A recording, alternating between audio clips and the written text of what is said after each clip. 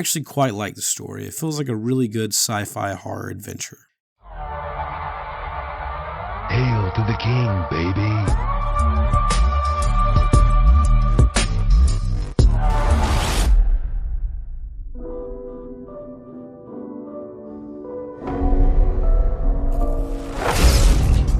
Life sign detected.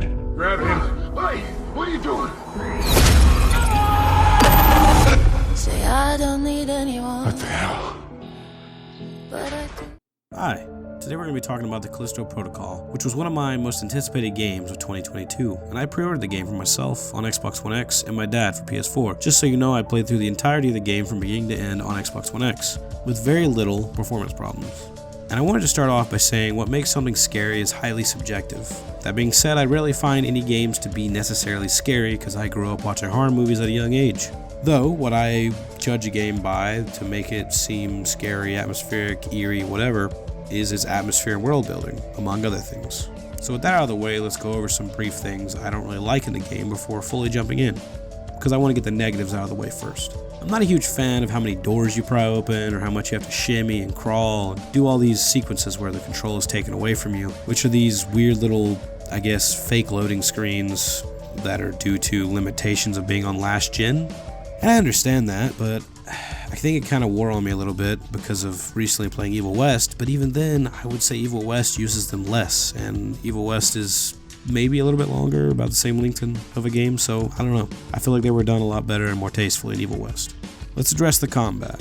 Easily one of the most controversial things in the game is the melee combat and difficulty balance.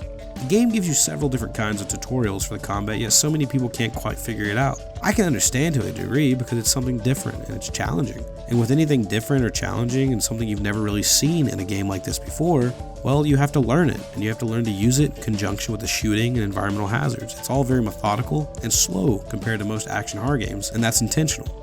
So once you learn to observe your surroundings and look for explosive canisters or spikes on the walls, and you can make fights easier. You learn the enemy's weakness and what weapons to use for peak combat efficiency, because you're looking for efficiency, to use your ammo wisely, to use your telekinetic abilities and other environmental hazards to give you the edge and make it easier for you in the long run. You really have to be thinking constantly. It's a pretty smart system. Like, it actually requires you to think. It's not just shoot, shoot, shoot, shoot, run.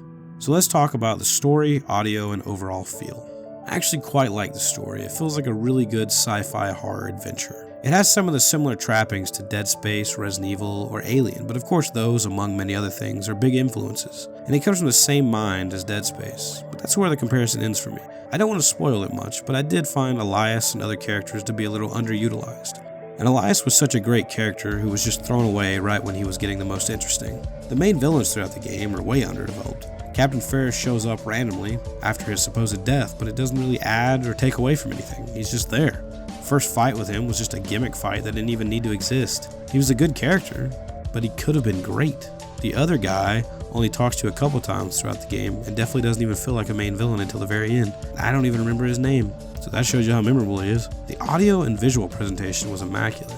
Every sound was perfect, and I added to a small list of games that consistently made me feel uneasy. It was all due to the ambient noise, or not knowing when an enemy would pop up, or just hearing the creaks in the walls. The world design and atmosphere was top notch. Audio logs and alternate paths really add to and expand the overall narrative.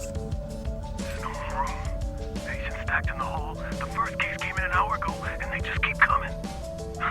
We're losing control.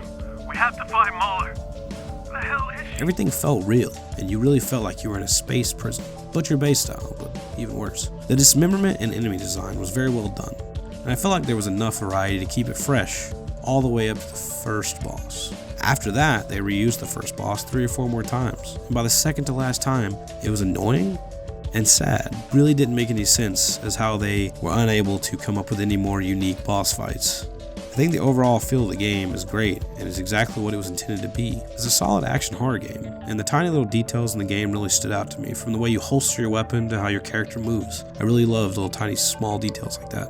I do think some jump scare moments were overused, like the weird tentacle creatures, though most of the time I did actually kill them before they got me. because I learned to kind of observe my environment and see them before they ever got to grab me. And the weird little bug creatures that are used in several chests leading to the end of the game, as well as a dryer and several lockers. And there's literally like 5 chests leading up to the final boss, and every single one of the chests only have those things in it. Now, I don't know if it was random chance, but like all 5 chests leading up to the final boss had one of those in it, and it was really pissing me off. And it was a pain in my ass, and I was like, are you kidding me? Like every single chest.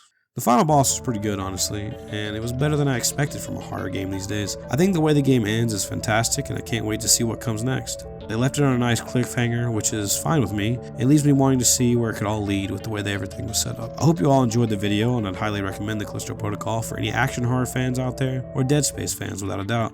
This game is an easy 2022 Game of the Year contender for me. So if you wouldn't mind to like and subscribe and even leave a comment down below on what your favorite horror games are, that would mean a lot to me. Thank you so much and have a great day.